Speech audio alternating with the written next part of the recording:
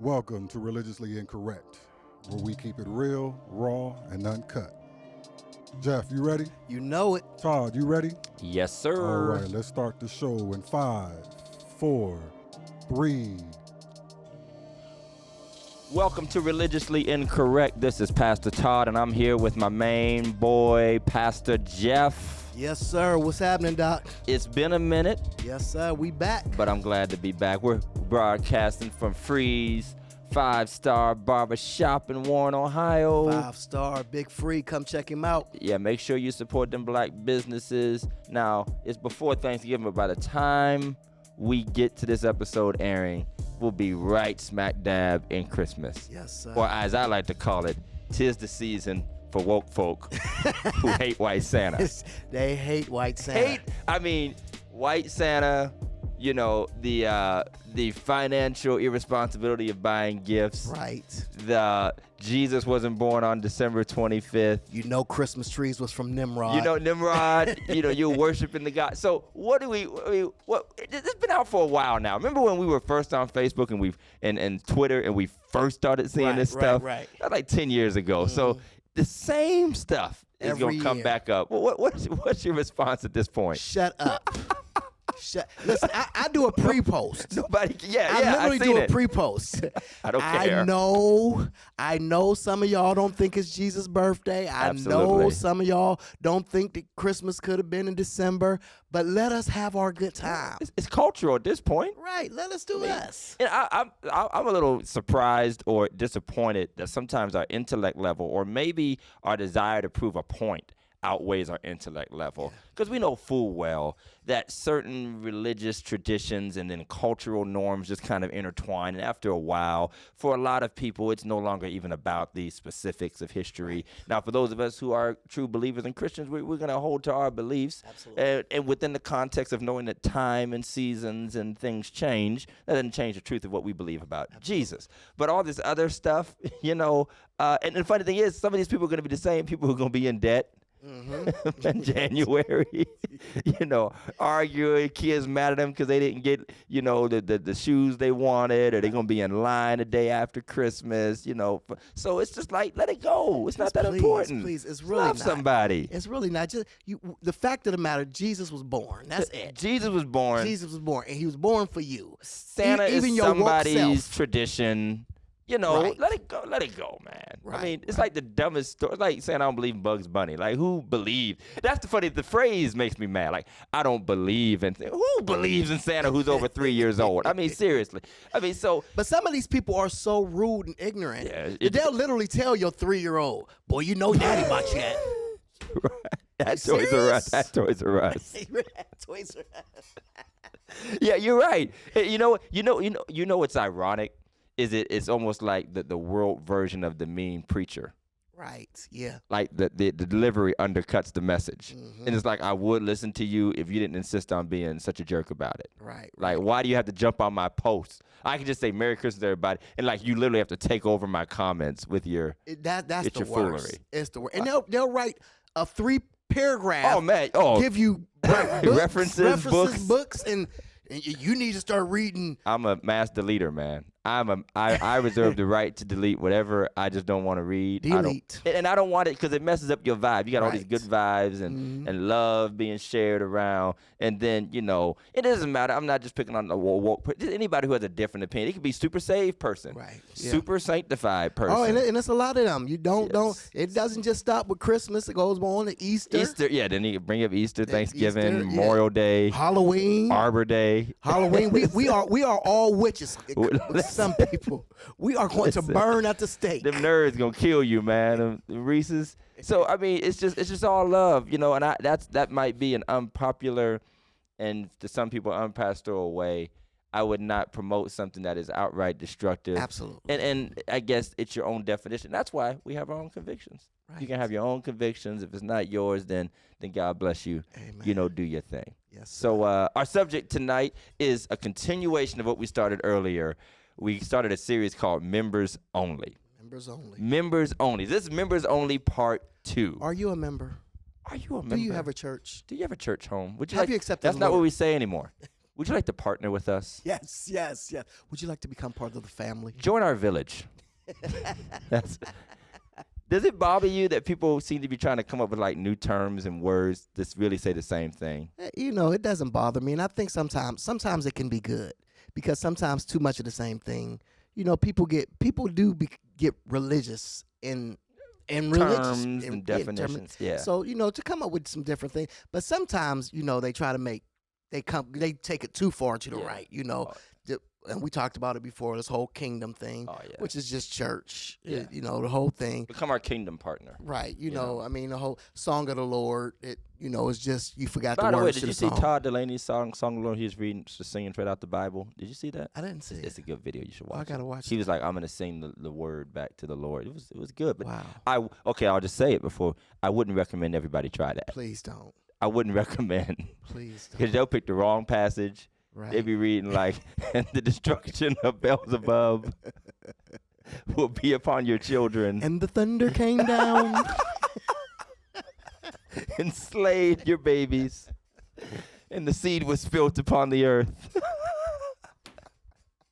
So everybody can't sing directly out the Bible. Todd Delaney is a master, so Yes, be he careful. is. Yes, so he is. so with members only, we're going to take it in another direction. I guess I'll call our first part, That's My Church. That's my church. Remember when you used to go on road trips with your family? Mm-hmm. And if you were like me, you were often traveling in the less than ideal vehicle, And so your brothers, especially brothers, we would get together and play That's My Car. Yes. That's my car. Yes. And yes. we would get possessive, Doc. We called it be, bingo. We called it bingo. Oh, you called it bingo? Yeah, we sit on the porch and just watch the cars go by. Bingo. I call it bingo. Right. Mm-hmm. And the premise obviously is juvenile. Mm-hmm. That's what I would like to have. I would love to drive it. Right. I obviously, as a child, or even if you're an adult, it's not mine. Mm-hmm. I haven't made any investment. I haven't bought it. Probably couldn't drive it if I had it. Right. Okay, but that's my car. That's my car. Which brings me to the funny meme with the white lady screaming at the cat. Right. And I'm going to shout out Pastor Michael Harrison's one that I saw posted up when he said, I go to your church, or I'm a member of your church. And the cat said, and you're never here. Right. You're never here. And so it brings to mind when you talk about the whole members only thing. We talked about what makes a good member, but what are the limits of membership? What are the limits of membership? My first few years at my church at Second, I was constantly running into people who were members of Second who, I wasn't seeing. And of course you chalk it up the first few years to, well, I'm new. Right. So I'm the one out the loop.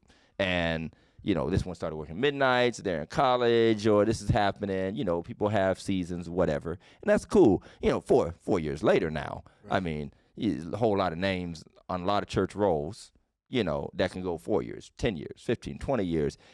But they still say that's my church. Mm-hmm. What's the limit in your mind? And we don't have to start with dates yet. We don't have to go straight to how long before I kick you out and all that kind of stuff, or remove you from the role. I think so often it's not even their church. It was their mama's church. That's true.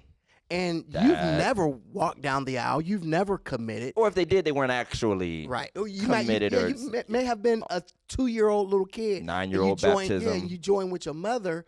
And because your mother joined, obviously, you had to join. Right. And so now you just feel like you deserve the rights and privileges of anybody else who's been there and have constantly put their time into this. And without any, genuine commitment. And I say this all the time because we'll unpack the whole church as a business thing in a minute, But I don't care what entity or organization, whatever you call it. Nothing works without participation and involvement and investment. I don't care what you call it. In my boys' baseball league, one of the teams just wasn't having their practices like they should, so they didn't have a team. Right. And it messed up the whole league, a little bit because this one team really wasn't functioning like it should.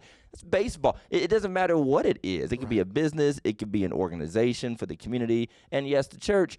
And I think people fail to realize that. But what is it about us that we want to continue to claim the attachment to something we're not engaged in? Like, what do you think? Because the sad thing about you and I, we've been in this thing so long, right. We don't even know what it feels like to be detached. Right. We don't know what it feels like to miss a week. We don't know what it feels like to not be a part of somebody somewhere, and feel, fully sold out. Wherever we're at, we're sold out. And I think that's the hard part, because we are so, and so we look at it and we wonder, how can you just go without? How can you just week after week after week after week just say? Is it our blind spot then? Because we're the leaders and we're the ones in the chairs. You know, we got to preach. We have to be there. We have to be. But see, even if I didn't have to be there, I would want to be there. You want to be there. And there's a core group of people who are absolutely. You know, but that's, as we said last time, that's not the dominant. I mean, that's a shrinking minority of people who are the core. So what is it about that attachment? Because I'm seeing more and more people who claim me, you know, as their pastor, or they claim a church. They don't even seem to like Christianity at all. So many. I'm not even talking about like you sin or you backslide. I'm talking about like you literally have a cognitive, intelligent argument again. But that's my church, though. Right. That's my church. So what do you think? Is it still just more cultural for us, especially as African Americans? You think it's just a cultural thing? I think it is a cultural thing, and it's something to be said for being a member of a church. It's something to be said, especially a more prominent church, that, you know, I belong to that church, especially when the church is on the news and doing different things and doing different things in the community. And, you know, they love to say, that's my pastor and that's my church. You know, they do that thing on Facebook, shout out your church. And, I mean, you'll have people for days shouting out their church. And I know pastors looking like. Like there's way more people that have pastors than pastors that have members. Come on, Doc. Yes. Is that basically where we're at? There's way more people who have pastors than pastors who actually have members. And it's funny because that word, I mean, I guess it's such an ugly word because people can argue it's not in the Bible, like member. Member. But I mean, it's the best word we can come up with in our sloppy language to define what it means to just be connected and attached and committed. But it's almost become like a bad word. Then you'll get like, I don't got to be a member, or I don't have to do what you people think I should do. Well, what do you think about that? About people who claim you as their pastor but don't go to your church? Sooner or later, it's gonna create, you know, a crossroads of sort, because, you know, at some point you're gonna expect something from me that our connection doesn't really dictate. And it's like any other relationship. I'll put it in the terms of any other relationship. If a man and a woman are doing whatever, but have never actually defined any sort of commitment to each other, that's why, have you seen these jokes that I can't imagine having these? You be having these jokes, they be on Facebook and stuff like, what are we? And stuff like this. How do you get to the place where you have to ask somebody, what are we? Right, I mean, obviously, some conversations and some commitments have been left in the dust between kicking it, sex, whatever, that you have to be sitting there with the sheets up talking about, so what are we? I'm like, you didn't figure this out before you did what you did. So I feel like that's where we're at now. And unfortunately, it's the pastors who have to ask that question more. What are we? Exactly. I've always said, and I preached it one time, friends with benefits. You know, where you expect to get something out of this but not give anything to it. And the thing is, it's not even really personal. I'm the type of person that I'm obsessed with the power of community. You heard me. Many of our talks, I just talk about the potential of our people together. It's really not about, I want to feel like I have a member, or you need to. It's really like, could you just see what we could be if we really all were in the same space, all came together, doing something? And I'm not saying everybody got a tithe, everybody got to be here every single Sunday, every single week, Wednesday or whatever. But if we just had like a 25%, we've literally run numbers in our church. Like, okay, if 15% more people came and just, contributed 10% more than they do now, it's like astronomical, the power of numbers, the power of, multiplication. And so for me, as a black man especially, knowing, and we'll whittle down the culture, in the black church, this is one of our few centers of power, and to see us not engaged in that center, if for no other reason than it helps our people as a whole, it could be distressing, because I'm like, what else is there? I've yet to see anything else proven. So, and people have tried to bring up other things. Oh, they've tried to make clubs and different things, but none of them will ever stand the test of time like the historically black church will. And they haven't yet. I'm like, sometimes I just be like, well, prove it. Like, whatever it is you got going on, you get your people together, you collect your money or do whatever good works you want to do, and I'd be happy for you, because it would probably make our communities better if you actually did it. But, that's my church thing, it also creates like a false impression, a burden of need, and also a false impression of resource. Because if 500 people are saying that's my church, but let's say that church can only count on 50 of them, but you've got the idea that you've got this. It's almost like we've created an economy. It's almost like the economic crash. You thought you had this, but you didn't. And it's in every church that there's only 10% of the people doing all the work. And so you have. We're not even talking about work anymore, though. We're talking about actually even being there. Being there, yeah. But I'm just saying, even being there in the church. But it's difficult when you have these one or two people really just, going all out, and you have this other one who says, that's my church. Oh, yeah. But never shows up. So let's take it a step further then. That's my church. It's you're not there, You're not present. Nothing indicates anything. Where's the cutoff? This is religiously incorrect. I don't want to hear anybody's bylaws or congregational, whatever you call it, constitution. What's the cutoff? I think there has to be a real conversation with those people and just see where they're at, man. See what do you really want to actually converse with the people? I think you have to because, for one, I think just to send in a letter, I think first of all that's I don't know. I've read the letters and they're quite comical. I mean, I'm a naturally critical person. I've read the letters that have been sent out over the years, from our church in particular, and it's just I'm just like, I'm such a cynic. I be reading it as if I'm the person who wasn't coming to church. I'm like, man, forget you, man. It's like, and oftentimes they're never gonna go back to another church, or they went and didn't tell nobody. You know what I mean? So for full disclosure, at second, I've literally been researching our old notes back to 62 is how far I have back. These are handwritten meeting notes back when they used to have monthly meetings, like a meeting every month or two. And the problems were always there. Even when the church was at its peak, you're talking like 1,000, 1,100, 1,200 members. They're baptizing like 70, 80 people a year and all this kind of stuff.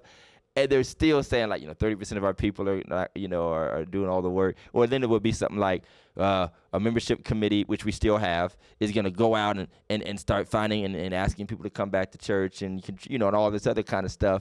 And I'm just watching like, okay, here we are like 70 years later. You know what I mean? Here we are all these years later.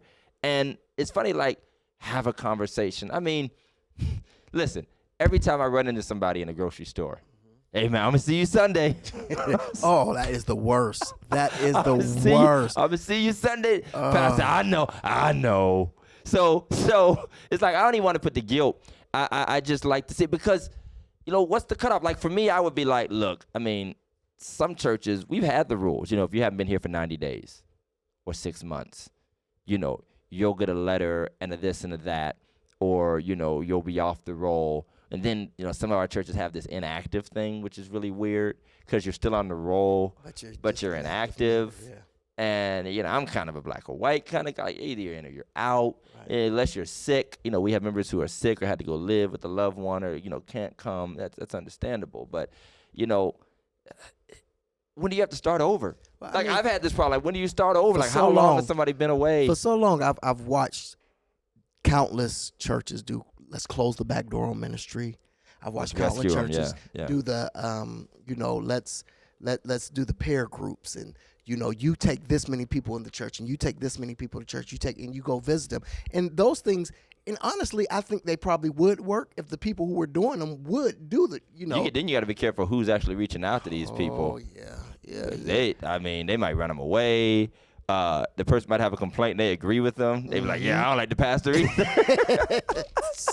Sermons is too long. I see what you're saying, Doc. I ain't coming back either. You know what? Let me call 5 more people. We start our own church.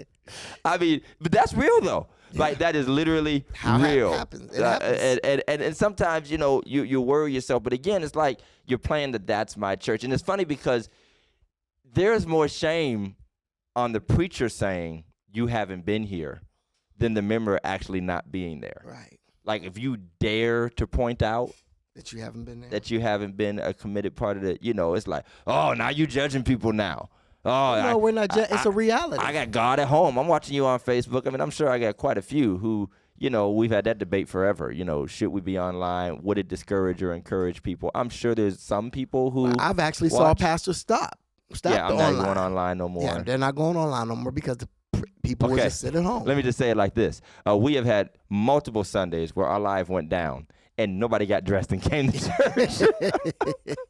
Nobody, when we put the little message up, due to technical difficulties, we won't be live there. Nobody said, all right, I'll see you in 10 minutes. But what if you took it away altogether? Completely? Well, you think they would just go to somebody else's that's online? Because on any given Sunday, you can watch 30, 40 different churches online. Oh, absolutely. Yeah. They'll just, I think in a way they probably just look for somebody else. Which by the way, that's my church.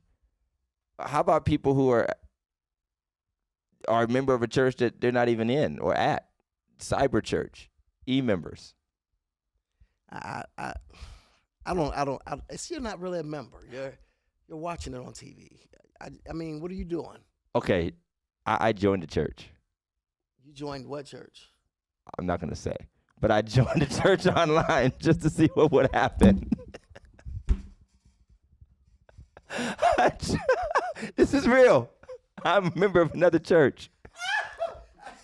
Sorry, Second Baptist. I'm so sorry. I'm so sorry, Second. So I want to do y'all pastor ain't even a member of y'all church anymore. Y'all got to give him the right hand of fellowship again on Sunday. I got to get rebaptized. Okay, I wanted to see what would happen. Okay, what happened? I got an email that said, welcome to our church, and a link to where I could tithe online. And then there was then they said, go to the page or whatever, and I guess they're supposed to have a new members video or something, or there'll be, throughout the year, there'll be new members classes by video, but there was nothing on the schedule for 6 months. And so I just got an email wishing me a happy Thanksgiving. Wow. But I wanted to do an A and B test, so what I'll probably do is join the same church under another name. Don't use my name. I'm going to use under the name J.L. Stanford. But this time, I don't know how I'm going to do it because I don't want to waste my money. But I want to leave a donation and see if I get a different response. Yeah, I want to leave. You're going to get a different response. I want to take up a collection and do it. I wish I could take up a collection and get $500, leave a $500 donation, join the church. Dude. And then see if I don't get 9 letters in the mail. I will give you 100 of it. You get 9 letters in the mail and see if I become one of their gold level kingdom partners. Doc, you might even get to come to the real church. Bruh. They might invite you to the real church. I'll get a VIP access. But so I'm not joking about that. I really did join this church. No, I really did. I really did join the church. So this is hilarious. But they're saying, Jace is my pastor. Mm-hmm. My pastor. I've heard people say, my pastor said, pray for Africa this week. So I'm going to pray for Africa. And how I don't get that. Even, and I don't even understand. I don't even know if I could be that member at Jake's church, literally at his church, where you probably won't ever get I don't know. I could, because you got to remember. And I know they have pastors. No, they're just like us, man. They know their people at the core who actually do show up every week. Yeah. I think they do. I really do. Then I think everybody else, like fans and tourists. Be honest, a lot of people that tourists, fans, people who are in town visiting family. Right. He's got to get a huge contingency of people who are just curious just casual. But I think that they know who their actual church members are. I really do. I think, even at places like Lakewood, I don't think it's that hard, to be honest. Because I'll be honest, you can go to you can start going to football games. Browns become a season ticket holder for 5 years, and after half a season, you will pretty much know all the regulars. Yeah. Yeah. You know what I'm saying? You'll know all the regulars. So, it's not to criticize, because sometimes I feel like maybe I'm just ancient, so I'll give that maybe I'm just so old school minded, I can't get with the E thing. Maybe our church should start an E thing. But like anybody else, how do you measure that then? How do you measure, what it means to be a part? And then how do I tell somebody, because I got guys, I'm being serious, I'll say no names, bear no blame, but I got people like, hey, if you ain't been to church 60 days, man, don't call me if somebody die. Wow.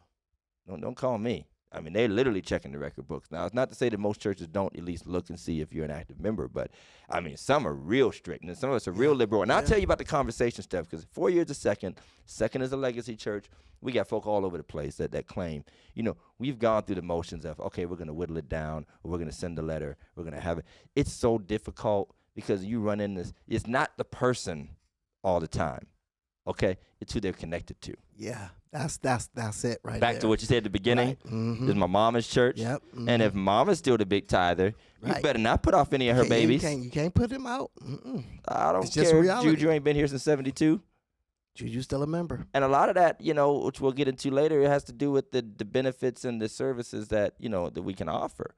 So, that's my church thing. Now, so let's flip it before we end here. Okay, how about that it's not my church for whatever reason? I hate the church. I don't like the church. And I had a thought about that. You just tell me what you think.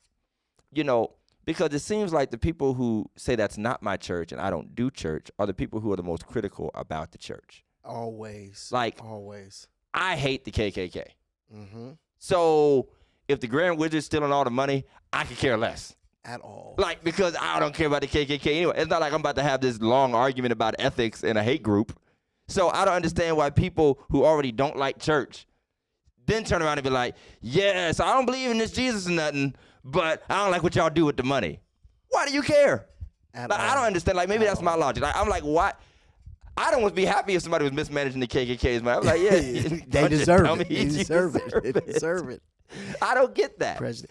I mean, it's very difficult to watch these people. I mean, they come off as, like we done something wrong to them. They had this whole Facebook thing about church hurt, and oh my God. And it just went on, and people are literally mad over something. First of all, a man done. We're like mass murderers. Right. Some of this stuff ain't even, some of this stuff was, hey, you shouldn't have done wrong, but they didn't want to hear it. Mm-hmm. Somebody else said a pastor correcting you is not church hurt. It is not. Stuff like that. And you're right, and it just builds this ugliness that's unnecessary, because then there's the other one. Our church, that's my church, but the church is not the building. Come on, man. Come on. Church isn't the building, man. It's brick and mortar every place you go. God's not in there. Well, if God is omnipresent, he's everywhere, so he got to be in there too. Good point. And what I tell people often? I don't go to church because God is there. I go to church because other people who serve the same God as me are there. Absolutely. And other. Say that again. I don't go to church because God is there. I go to church because other people who serve the same God are there. People who share the same values. Right. They have the same ideals. And, if you're a Mason, you go to the Mason meetings to figure out what you're going to do next as Masons. You know what I'm saying? If you're an NAACP, you go to the NAACP meeting when it's called to figure out what's your next agenda, what you're going to be dealing with, whatever it is you do. So we go because there's a benefit to being together, and we're more effective when we're all on the same page. We encourage each other. The Bible is actually very clear about that. Nowhere in the Bible does it say, go to a church and gather because God is there and God wouldn't be there if you were at home. It's saying that because others are with you. And again, what's the power in numbers? Forsake not the assembling of yourselves. So we're going to see. I'll give an update next time on my membership at my church. And maybe I start like, that's my church. That's my church. Start commenting on stuff and saying, that's my church. So if you have any comments or you want to leave some feedback about That's My Church. Shout out your church. Shout out your church. Make sure you go. Listen, don't shout me out if you don't come. I'm going to come for you. I'm going to send a link to our online giving. Make sure you come. Don't just go on Sunday, go on Wednesday. I would love to see y'all on Wednesday. Come to Bible study. I would have a bomb Wednesday. My Wednesdays would go be to choir better. rehearsal. Not choir rehearsal. Everybody can't sing, Doc. This is Religiously Incorrect. Don't forget to subscribe on YouTube. Follow us on Facebook. Check out our website. Instagram. We'd love to see you and hear from you. We'll be back in a moment. Booyah! Yeah.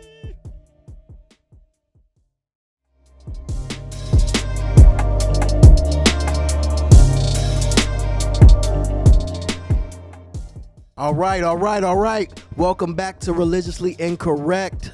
Thank you for watching the first episode. We are back. I'm Pastor Jeff here with my good friend, the one, the only, the great Pastor Pastor Todd Johnson. Don't do it, man. I gotta do it. I gotta represent my own pastor. So Miss Madonna called me the new Martin Luther King last week on TV. So I guess I'll be dead within 2 years. Got 2 years to go. Then I can go ahead and take over. Go ahead and take over, Jock. Go ahead and take over the movement. You'll be next. Amen. All right, so it's members only. Yes, sir. First half we talked about that's my church. If you haven't seen the meme with the white lady pointing, saying, I go to your church or whatever, I'm a member of your church, and the cat saying, you're never here. You're never here. I'll never see you. So that was the first side. Here's part B, part 2, Pastor Jeff. Here to serve. Here to serve. Here to serve. Because we're still in the members only theme.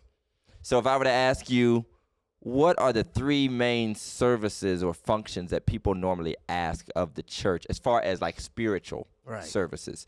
What would they be? Are they pastors or churches? What do they normally get asked to do? It would have to be funerals, weddings, and baby dedications. Baby dedications, baby blessings, baby baptisms. Some people say, baby dedications. Sprinkle the water. Dip. Hold the baby's crawling up your road. Hold him up like Mufasa. That's somebody in the corner. Yo. Speaking in tongues in the corner.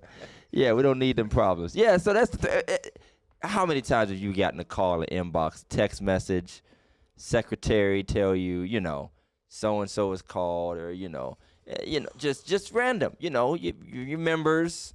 Then it's community. Yeah. And it's funny because we mentioned earlier, it used to be just like a status, an automatic. You're part of somebody's church or the bulk of your family is. Did you know that there were like a lot of organizations that wouldn't accept you if you weren't a member of a church?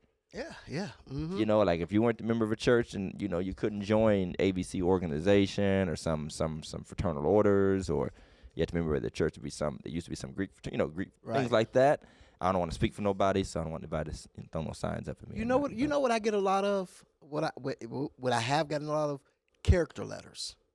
Oh, it's funny because I just got a letter. I'm like, dude, I don't even know you. Yeah. I have no idea who you are. I got court in 2 weeks. Right, yes. And, I need a character letter. And, I ain't do it. Didn't I just see you on the news? Right. Robbing and stabbing somebody.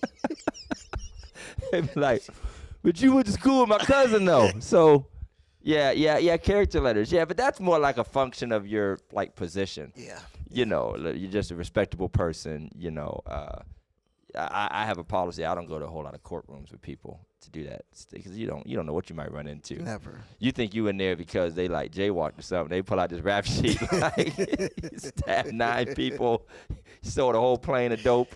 Beat an old lady up. So you don't want that embarrassment. So funerals, weddings, and baby dedications. So I guess the question is, how does the church continue to offer these services? First of all, from a spiritual standpoint, you know what kind of upsets me is that a lot of pastors go with the money first. They be like, we can't afford to do all these funerals. Outside of buying, I can see if you're feeding people. Yeah. But usually the family is supposed to supply. But then people really act like doing a 30-minute wedding is going to cost their church $9,000 in light bill or something. You know what I mean? I hate to hear that. It's we got a light bill too. Man, you leave the lights on most of the time. But spiritually though, not some financial practical thing. What are the boundaries of these are Christian rights? Right. R-I-T-E-S. That sounds like a Catholic word, but they really are considered the rights of the church. Right. Christian burial, holy matrimony, and dedicating babies. How do we continue, or how do we manage this new reality where we not only have people who are detached from the church, who might not be a member of the church, some may not profess any real faith, or we can't prove any real faith, and I know that'll get messy, because how can you tell me that I'm not? But what do you do with that as a pastor? I think we have to be very careful, especially when they do want to have it in a church, because there are some things that I will literally say, no, you need to have this at a hall or something, because you're not going to walk down the aisle listening to Al Green, and you know. But you'll still do it. At the. You'll do it at the hall. I don't know. I guess I probably would. And Al Green's not that bad. He's a minister. I'm just using him as an example. Al Green was the first Kanye. You know, when you coming down and you do, you know, they. Oh yeah, doing man. checking and jiving down. It's like, you know. I had one come down like they were talking about how much sex they had. What? What? Like when I flipped it up and rubbed it down. Like, what are you talking about? I mean, I'm sure you probably have done it. I don't think you have to sing about it on your way down the aisle. Then I had one where the guy was singing to the bride so much I thought the groom was going to fight him because the singer, oh, yeah, man, he was deep all up in her eyes. Listen, he went all Johnny Gill on her. I said, she about to run off with this cat, man. It's about to be a whole. So, but I mean, let's go deeper than that. I don't care if they do everything perfect. They coming down to Mahalia Jackson, you know? What if it is evident that there is just no belief or respect at all for faith outside of the request for a Christian service? Now, are they a member? Let's say no. Let's get your hypothetical. Let's say no. Not a community person, just somebody. Marriage and funeral is like, I don't know, man. It's because we want people to be married, right? You want people to be married. You want, you know. But I mean, for marriage, I think it would be a little bit easier for me. Okay. For me, it would be easier with marriage and funeral, because for me with marriage, I'm not marrying you unless I counseled you. So you put that stipulation on it. That's the stipulation for me. I'm not going to do any marriage that I have not had at least 5 sessions with this person. Okay. So that makes it. So then I know through the sessions whether or not you believe, whether or not you care, whether or not you have ever been to anybody's church or whatever. Right. You know. So that for me now, funerals is different because how you counsel somebody on a funeral. Well, I mean, now it becomes almost like let's be honest, it becomes almost like a guilt thing, you know. And for me, I often use the word dignity. You know, I want to offer every family possible dignity and the ministry of comfort. That's good. I really do. And I know there's some people in my life that feels like, you know, you should, them folk don't come to church. You shouldn't. And I don't even sit here and say, well, if I do it, they might. Because that's like a terrible premise. I think people should really just get off of that. If I do it, they'll all come to church. Or if I give them this food bag, just leave that whole thing out the picture. But I can't say yes to everybody. Right. Or there really are expectations. You know, I wondered if I could set things up where I'm just doing. I'll go to any funeral home, but now you say open up the church. Now, you know, my ushers, deacons, we got to clean up. We got to, you know. Then let's go in deep. Even if you're not somebody's church, because you are the church, sometimes people who are detached from the church, sometimes they have no connection to anybody. So they need a singer, they need an organist, they need this. So now you have become the middleman for making this whole spiritual service that is dependent upon like a church ecosystem to work, because you're the one with the connections. And I don't think people understand that we just don't have like some little elf organist in the back that's just ready to pop out and start playing every time, you know, or that it's dishonorable for me to keep calling in favors for guys, you know, and then we, of course, know who pays and all that kind of stuff. There's this ecosystem of support that people don't often give credit. Very little do I often see people give credit and say, not only do I thank you, pastor, for preaching, but I thank those ushers that took their day off to come, or got up, and nurses and, you know, office staff, whoever did what they did. I mean, you got men out there who got up early to put cones out in the parking lot. Just everything that makes work. Because, by the way, that's something you would pay a funeral home to do. Right. And hilariously, you know, in a lot of our churches, once the church steps in, funeral homes just go sit in the car. That's you it. know what I mean? I'm not saying that they're not, but they don't have to do everything. Mm-hmm. Some offer excellent service, and you know, we love them, what they do. But especially ones that aren't in our community, man. And once they see we got this handled, you know. They out. Oh. I actually was at a funeral today, and a young lady sang. She sang beautifully. She sang beautifully, 2 songs. And right after the service, the funeral home actually hired her to do songs for real? for And I said, that's entrepreneurship. All right. It is. It's wonderful. And I think, and I think sometimes we may want to lead these people. This might be better I ain't having no funeral home service. Come on, man. That's the thing. It's the demand, man. Right? And I'm worried sometimes from a spiritual standpoint.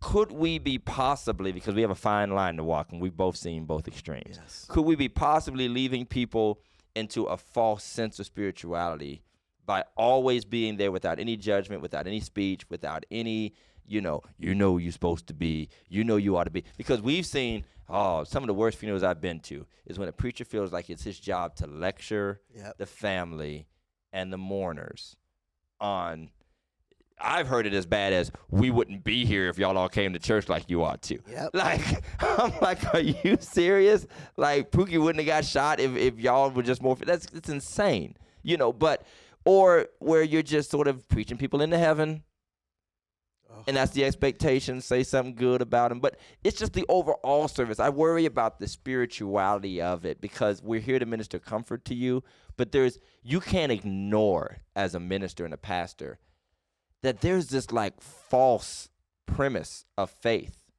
that's built into having participated. And we're saying spiritual stuff. God is our help and God is our comfort. There are people who don't even believe in God, but for the moment, in the emotion, they're saying amen. Right. And I know where my help comes from and that kind of thing. It's like, do you feel an obligation to? You like you said, you want to do both, and we've seen both sides. You want to do the right thing by, like you said, giving them dignity of going out. But then you also look back at the old school preachers and how they were. I remember one time I watched a service with E.V. Hilliard. Oh, okay. And he's E.V. Hill. E.V. Hill. Yeah. He said, y'all just gonna make him come up. Y'all just gonna force him to church, huh? The dead guy? He never came when he was alive. He never came. So you can't get over that though. You can't get away with that these days. You can't say that stuff, man. That'd be a Facebook Live moment if you got to say something like that. Vernon Johns had a similar thing. Vernon Johns was Martin Luther King's predecessor at Dexter Avenue Church. Okay. I think in Montgomery, and they asked him to do a funeral for some guy that was just, the legend is, just some guy out there, drunk all the time, partying. And he just got up and said he lived like a dog, he died like a dog. Amen. You know what I mean? You can't say that stuff now. And there's almost this expectation to make people feel like something they're not for the moment. Right. And it's not that I don't think any pastor doesn't want to serve or any pastor that has a heart doesn't want to serve. But I think you still do have these ones. And then you have the other pastor who's just like jaded and just frustrated and like, I don't even want to deal with these folks. They don't appreciate it. They hate me anyway. And I think people forget that pastors are human. Like, how do these guys get to these places where they sound like they're just bitter men and women? It's because they've probably been burned 1,000 times. Like, I married you and now I'm a crook next week. Yep. Like, people have feelings too. Or, and I know it's happened to me quite a few times where somebody's called me and said, we need to do a funeral. We really don't have a place. And I'm like, okay, what do you charge? Well, I'm not going to charge you anything. Just give me whatever the Lord puts on your heart. And I know what the Lord put on their heart. The funeral's over. I know. Everybody ate. I can tell you what the Lord put on their heart. Going home and I'm like, they ain't leave an envelope for me nowhere. An envelope. The Lord told me not to give you anything. But that's the funny thing because people are like, so what's your fee for preaching? It's not a fee. Right. Do you really want me to say, hey, Doc, it's $75 an hour. If you want me to hoop, it's $25. There's no. And honestly, vast majority of people, it goes without saying, are not even in it for the money at all. Right. Like, it's not even. I'm more concerned about, are we really building real communal connections, and are we making real spiritual connections? And do you even respect the faith that you're engaging in? Because here's the funny thing, and I don't know if this happens. I don't know if people call synagogues or mosques or anywhere else and saying, you know what, I really don't share your faith, but would you mind overseeing a memorial service at your building for my loved one?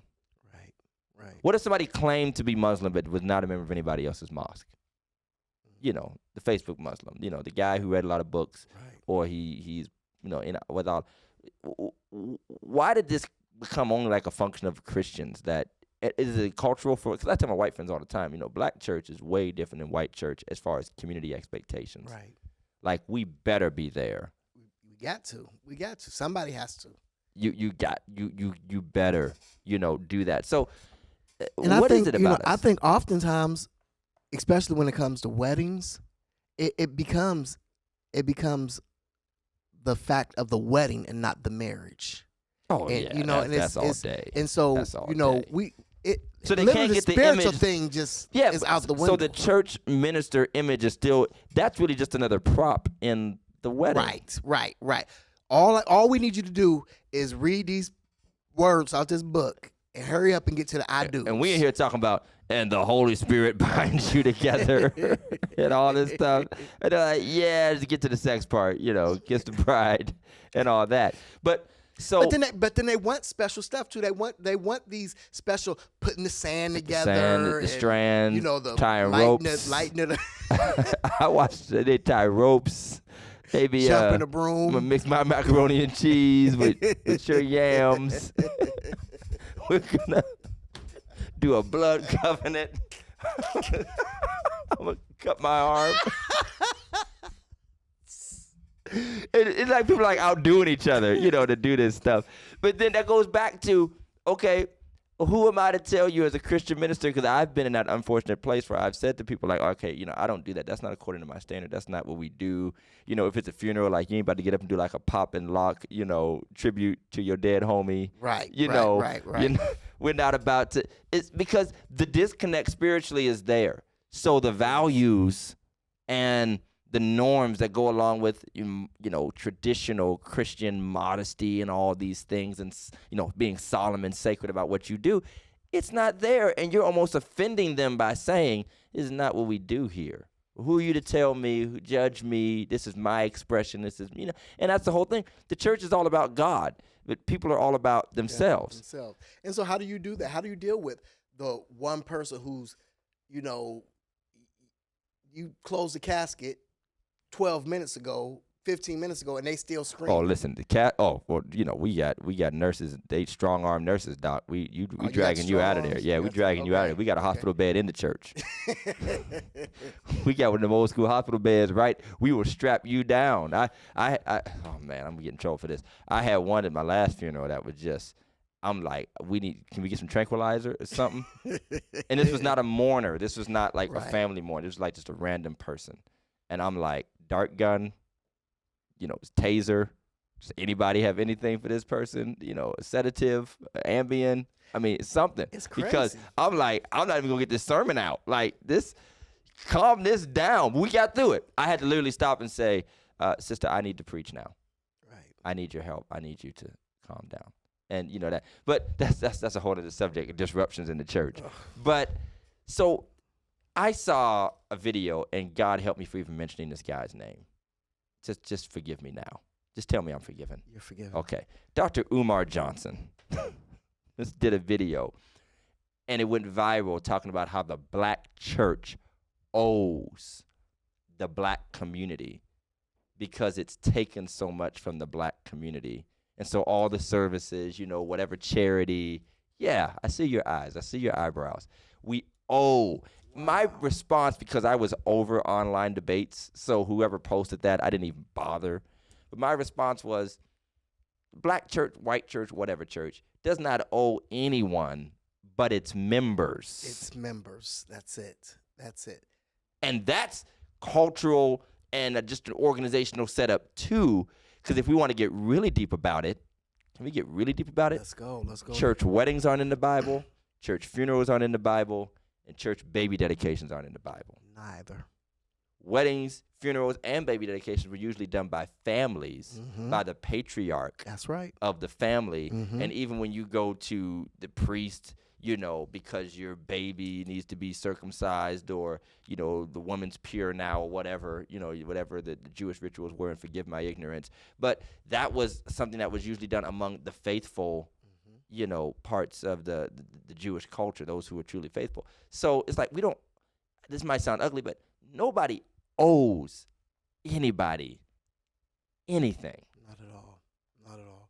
I mean, the apostle said we owe the people the gospel. That's it. That's why they said the deacons, truth be told, I guess I'd have my deacons preaching all these. They would stop asking. If I have my deacons do all the eulogies, they'd be like, never mind, Doc. Never mind. We're going to the funeral We'll home. go straight to the funeral home. No, but seriously, so it's not to say we don't want to. But the fact that it's like your kids. You want to do for your children, but they better not tell you that you owe it to them. Oh, you don't know. I don't owe. My mama used to say, I don't owe you anything but to stay Stay black black and and die. die. That's it. That is it. Stay black and die. So that's a toxic sort of a sentiment. Now, I think more than him shares that. I think the community thinks that we owe, that the That's what black you're there church- for. That's yeah. what I'm saying is, that's what you're there for. Sundays, teaching, whatever, that you're there for when I need. And you know what? I'll say what I said earlier offline. These are some of the same people who say, man, y'all ain't nothing about the money. Church ain't nothing but a business. There you go. And you know what I've come to find out?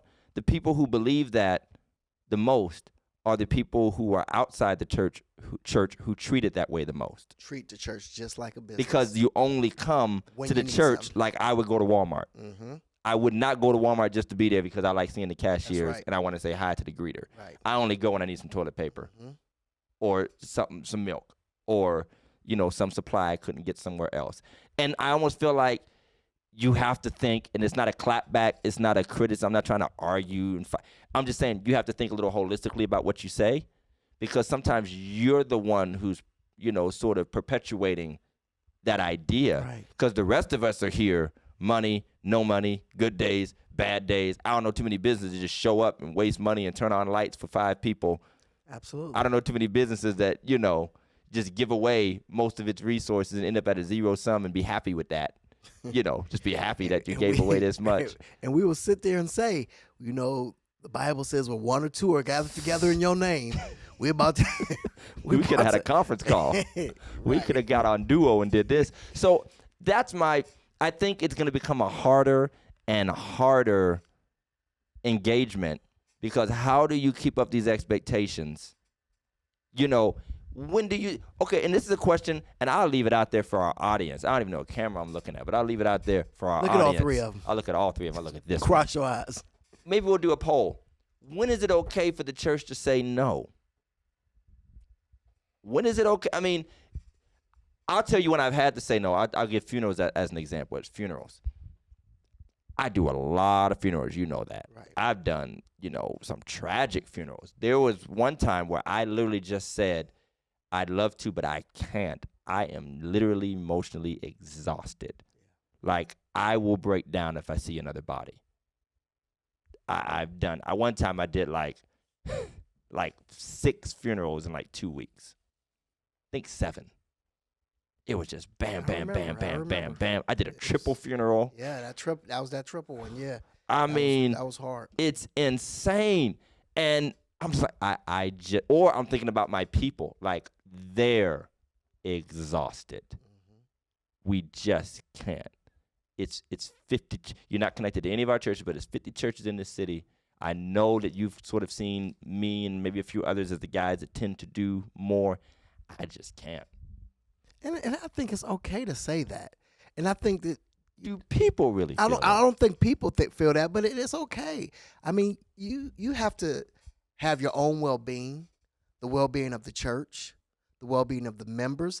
And if they're not members of the church, and even if they don't, they need to understand that. Right. And that's why we have opened up the church for members. We love for you to be a part of this. Yeah, we love it, and then you wouldn't even have to worry about it. Right. But once again, when you at home watching Jakes and Joyce and Joel, don't say it. Call them. Don't say. Oh, see, you said it. You said it. You said it. Got to. Call Joyce. Call Joyce. See if she'll bring her plane. She got a plane. She can fly you out there to you and your But you know what? casket. They tell you find a local church because they know that's an unsustainable for the life of people who really want to be a part of a covenant relationship where these types of needs are going to come up. They know it. They know that's not their role. They know that full well. So I don't really have like a beef, but I have a concern.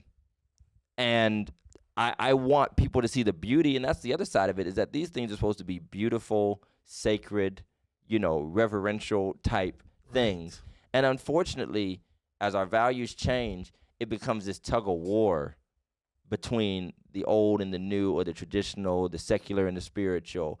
And in my world, I'm like, it's all spiritual. I don't care what you say. And I have a form, it clearly says, if you have any type of service here, I am the last say.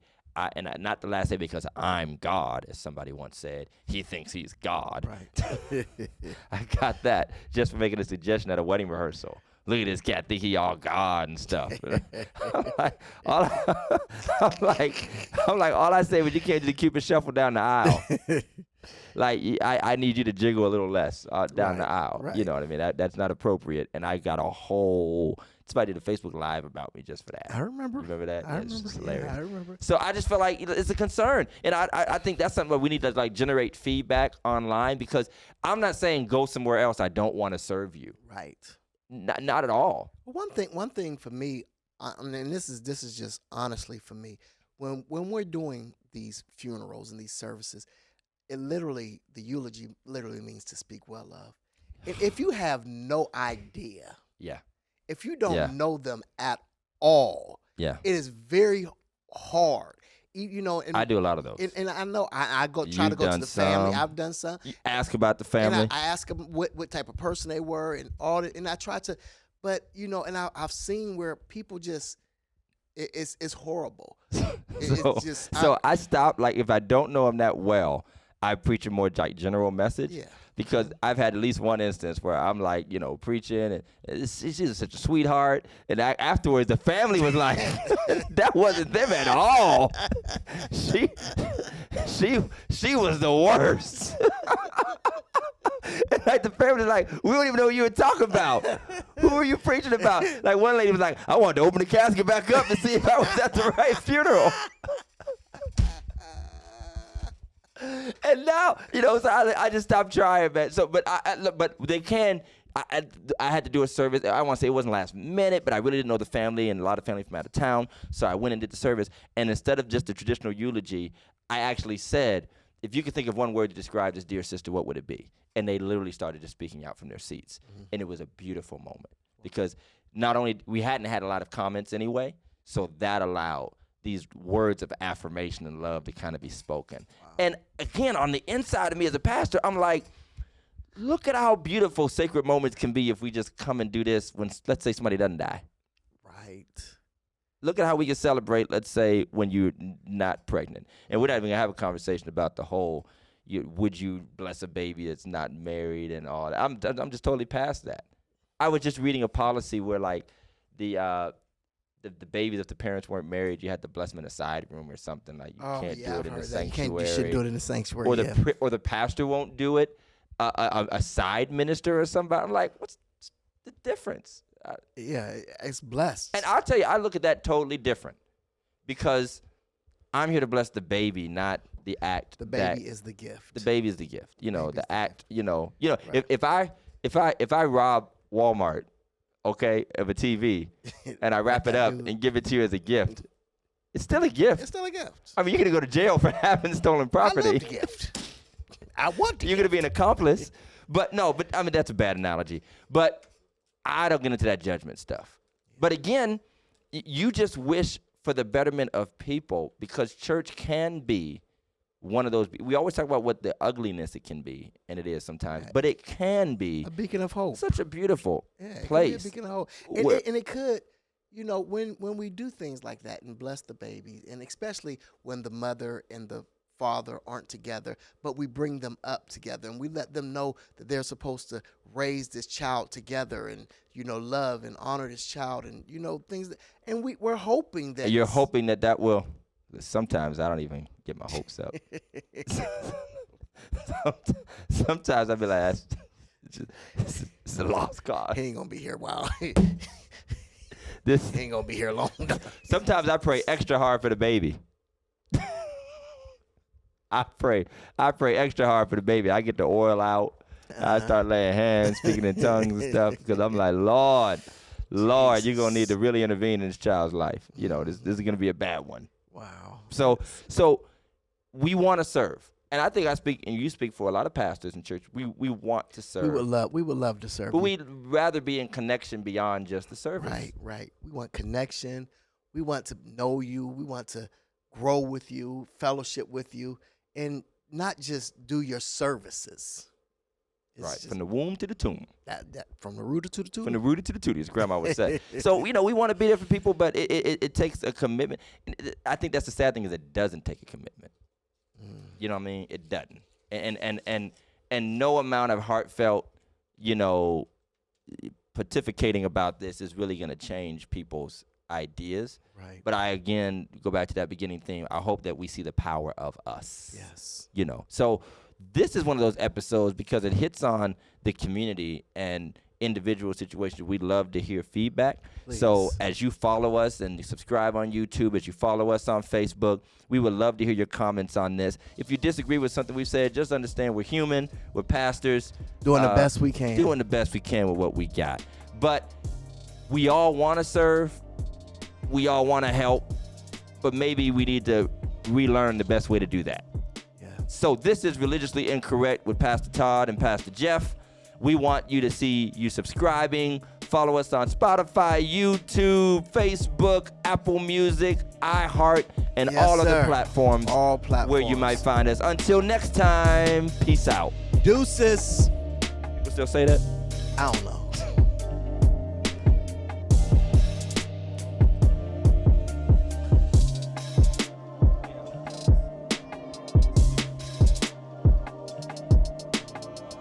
Still live? I'm about to start talking crazy again. Yeah.